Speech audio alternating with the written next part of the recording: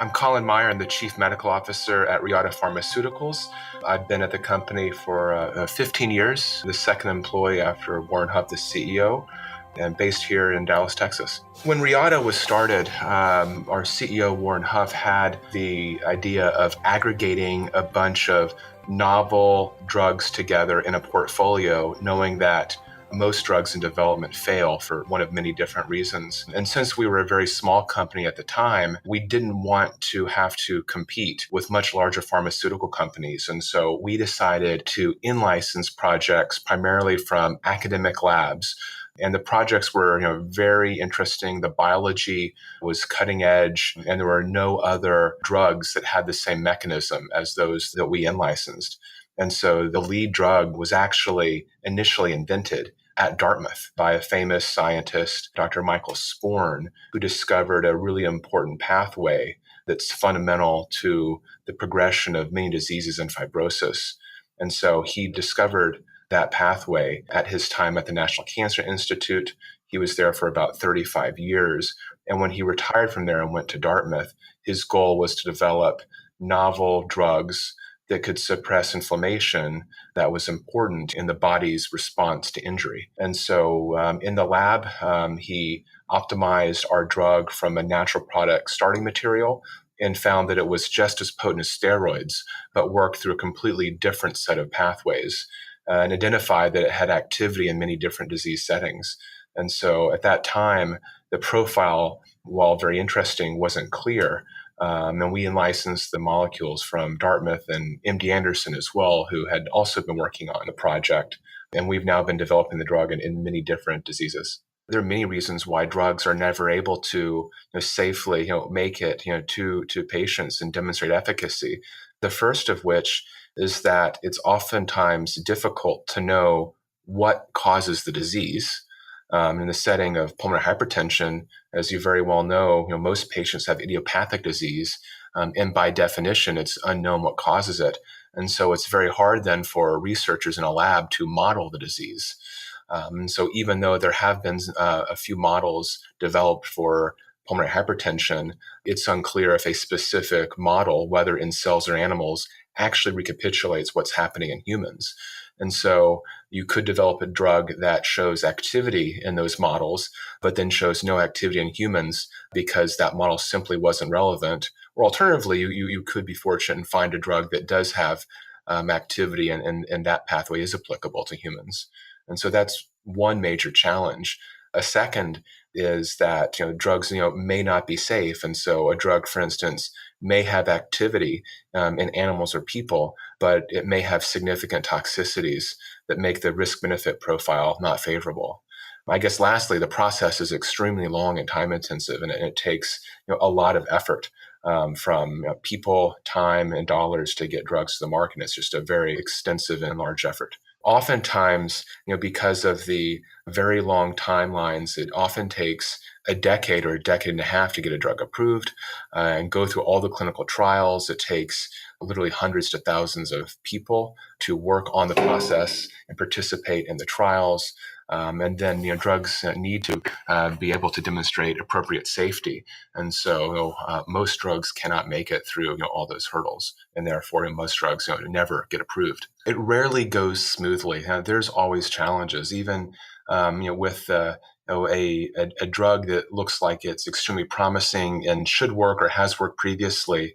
You'll never know what you may encounter. And so it just depends upon the specific setting. And so it could be that you get the drug into people and in clinical testing, you run into some unexpected safety issue that's never been seen before. And then the question is, well, can you figure out what that safety finding was and how it happened? And is it specific to the drug or a part of the drug? Or is it perhaps due to the specific type of patient who you're treating? Not all patients are good subjects for clinical research because you want a very homogeneous group of patients. And you could have patients in there who don't represent the rest or who have a very severe manifestation of the disease and are very fragile and something could happen to them. And so, hopefully in that setting, if there's an unexpected safety finding, you can figure it out and then circumvent it by either adjusting the properties of the drug or the population that you're studying. And then from a efficacy perspective, there's been many drugs that have shown promising activity and then fail to reproduce it in subsequent trials, in part because the early trials are either smaller or not representative of the later stage trial, or there's a different patient population who's tested, and the drug may work in one type of patient but may not work in another type. I think it depends upon the specific type of drug that's being developed. Some drugs that are used and approved in pulmonary hypertension, were initially studied elsewhere, and someone had a hypothesis that perhaps this, drug, the mechanism of action could apply and be used safely, and so that's been, a major path for several of the drugs that are used. Some of them have to be used at higher doses in patients with pulmonary hypertension. Others have to be managed closely for their side effects, and so making sure you find the right dose for the individual patient is very important. And then with new drugs that have different mechanisms of action, then it's just either a specific hypothesis about an aspect of the disease that's not being affected by the current therapies, or perhaps there's once again activity in other types of patients that may apply to PH patients. I think the initial trials in people with PH, most companies cast a broad net and look to determine if there is activity across all patients or in some patients. Does it work better in patients who are on no background therapies, or does it also work in patients who are on background therapies? Does their disease duration affect treatment, the stage of the disease, or other parameters? And so I think the focus first is trying to look for a signal of activity. And then as you move on in development, especially towards a registrational trial or phase 3 trial, it's making sure that you can enhance that signal and show a very clear effect for efficacy and hopefully show appropriate safety. And so a major challenge is making sure that you can enroll a set of patients who are fairly homogeneous and then watch them carefully for the duration of the trial. And so a big challenge that everyone has in the setting of rare diseases, including pulmonary hypertension, is that fortunately it's not extremely common, and most patients are on active therapy. And so it can be hard to find a patient who meets the certain eligibility criteria for a trial and where the physician feels like that patient would be appropriate for the trial. Many of the patients are doing well on available therapies, and oftentimes the physicians don't want to rock the boat and try something new. And so they wait for those patients to be in need of additional therapies. And so oftentimes trials in PH that are enrolling have to wait for those patients who would be suitable for the trial and may not be doing well on their background therapies. I think there's two key aspects of all the efforts in rare diseases. Number one, the acknowledgement by regulatory authorities like the FDA that rare diseases are extremely important and that there should be tractable paths to approval. And so there needs to be trials that can be conducted in a reasonable period of time to allow new therapies to get to patients.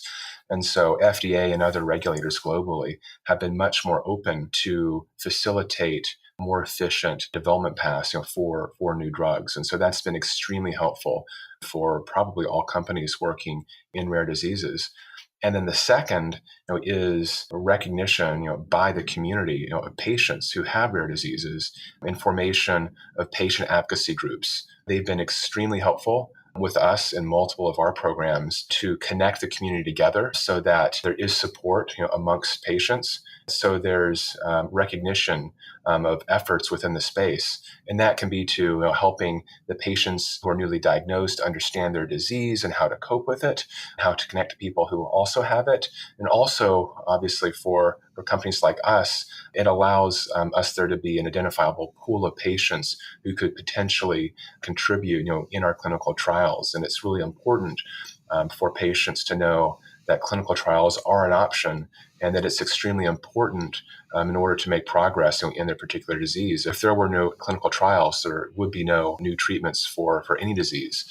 And so I think it's really helpful in the setting of PH that there's groups like yours who are getting the word out to patients that it is important to participate in clinical trials if you're an appropriate patient, because it really helps further research and hopefully progress in the patients. We're executing our phase 3 registrational trial with our lead drug in connective tissue disease-associated PH patients. It's a global trial, and so we hope to make a lot of progress and get closer and hopefully have an answer to the Catalyst trial. Additionally, we're studying an expanded set of patients in our Lariat phase 2 trial, which is studying the drug in settings of pulmonary hypertension caused by interstitial lung disease. And so we're making a lot of progress, and hopefully we'll have a lot of opportunity with the drug as it works differently than others and should complement their activities. My name is Colin Meyer, and I'm aware that I'm rare.